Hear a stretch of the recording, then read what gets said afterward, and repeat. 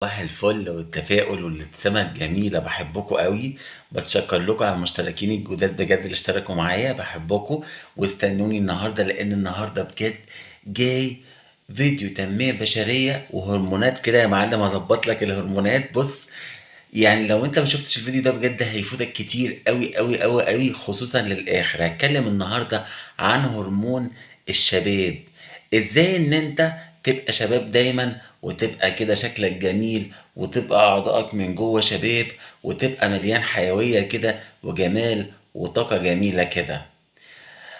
ممكن في ناس بتلاقيها دايمًا، مش أنت بتشوف ناس دايمًا لمّا بتلاقيها بتكبر في السِن كده، تلاقيها إيه، أمّا مثلًا بتعدّي ال40، ال50، ال60 تلاقيهم مش قادرين يمشوا وتعبانين وعندهم مشاكل وكده، وفي ناس تانية تقول لك إيه ده بيكبر بيحلو، ده بيكبر بتبقى إيه، صحته أجمل وكده. إيه السر في ده؟ السر في ده في حاجة اسمها هرمون الشباب أو هرمون النمو أو الgrowth هرمون. وركّز معايا أوي لإن أنا باقوله لك اللي جاي ده هيغيّر حياتك، فمهم جدًا، جدًا تسمعه وبأذان إيه، صاغية وبسعادة وإيه، وروقان. بُص يا صديقي، الهرمون دوّة بس ما ننساش أهم حاجة إيه، اللايك، سبسكرايب والشير عشان سيفوتك الكثير من البهجة والسعادة والهرمونات السعادة وهرمونات الشباب وكل شيء.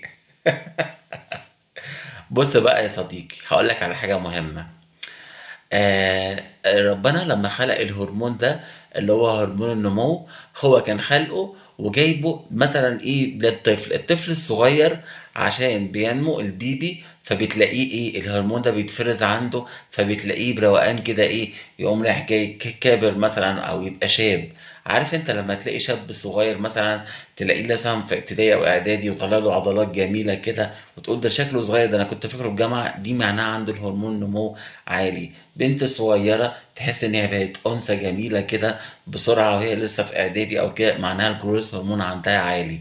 فهرمون النمو ده هو المسؤول على إن أنت تنمو والمسؤول إن أنت تكون شباب ورايق ومستمتع، يا مستمتع أنت يا مستمتع. متنساش اللايك والاشتراك ها، اوعى. تمام؟ فده مهم جدًا، جدًا، جدًا إن أنت تعمل الهرمون ده. طب هل يا ترى هو فايدته كده وإزاي أفعّله؟